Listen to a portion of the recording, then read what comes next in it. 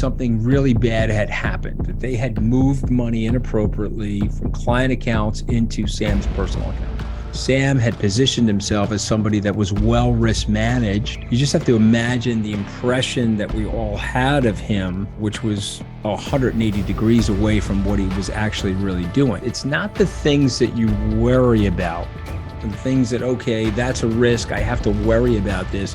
It's the things that you think you know with reasonable degrees of certainty that catch you blind.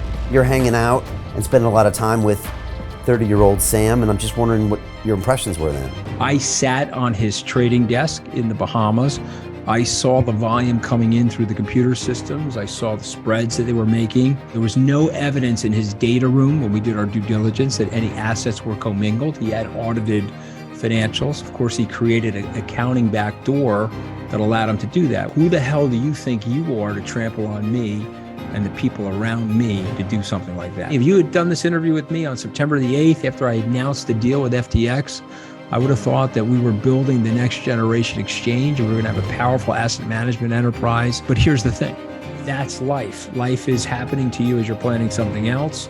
As Mike Tyson said, everybody's got a plan until they get punched in the face. I've been walloped a few times, but I sit here before you as an optimist. I sit here before you as a resilient son of a bitch, and I'm not going anywhere. Okay, and I'm dug in, working, and I'm excited about the future.